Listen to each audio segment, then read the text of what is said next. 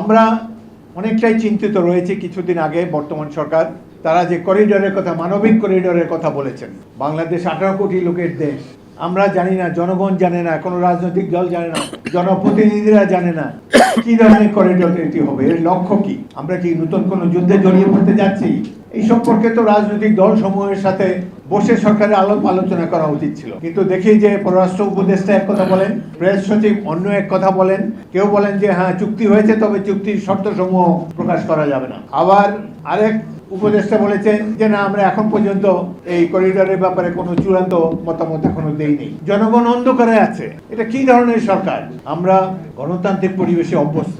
গণতন্ত্রের জন্যই তো 16 বছর সংগ্রামের পর এই মাফিয়া সরকারকে আমরা বিদায় করেছি। এখনো কেন আমরা অন্ধকার থাকবো? সবচেয়ে জনপ্রিয় দল বিএনপি, আমরাই জানি না যে কিসের জন্য এই করিডোর, কি হবে। আমরা কিন্তু যুদ্ধে জড়িয়ে পড়তে যাচ্ছি, তবে আমাদের মোট কথা শক্তি অর্জন করতে হবে। মিয়ানমার 6 কোটি লোকের দেশ, আমরা 18 কোটি লোকের দেশ। আমাদের এত বড় সেনাবাহিনী কি জন্য আছে? তাদের কি প্রকৃত ট্রেনিং আছে কিনা? আমরা কি খালি খাল উদ্ধার করব, নদী উদ্ধার করব, রিলিফ ডিস্ট্রিবিউশন করব, ব্রিজ বানাবো, এইসব করব না? আমাদের মূল কাজ যেটা, জনগণকে শক্তি সামর্থ্য দিয়ে স্বাধীনতাকে অক্ষুণ্ণ রাখবো, এই ব্যাপারে রাষ্ট্রীয় সিদ্ধান্ত প্রয়োজন। এবং আমাদের যেটি অত্যন্ত প্রয়োজন, এই দেশের একটা ভাইব্রেন্ট ইউথ জেনারেশন আমরা এখন দেখতে পাচ্ছি। বাংলাদেশের অনেক সময় এমন এমন রাজনৈতিক দল আসে যারা দেশের স্বার্থ বাদ দিয়ে প্রতিবেশী রাষ্ট্রের স্বার্থ উদ্ধারে ব্যস্ত হয়ে যায়। এই ক্ষেত্রে আমরা আবারও উদাত্ত আহ্বান জানাতে চাই, এই সভা থেকে সবাইকে আহ্বান জানাতে চাই, আমরা জাতীয়তাবাদী চেতনায় উদ্বুদ্ধ হয়ে বাংলাদেশকে একটি শক্তিশালী রাষ্ট্রে নিয়ে যেতে চাই।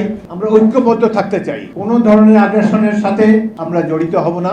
দেশের সামগ্রিক অর্থনৈতিক মুক্তি আমাদের লক্ষ্য। এই লক্ষ্য অর্জন করতে হলে আমাদের এই অ্যামেচার সরকার বাদে একটি নির্বাচিত সরকার দরকার, এবং যারা প্রকৃত অর্থে জনগণের স্বার্থের জন্য রাজপথে নামতে সদা প্রস্তুত থাকবে। এবং এই ইয়ং জেনারেশন হবে আমাদের এই স্বাধীনতা সার্বভৌমত্বের রক্ষা কবচ।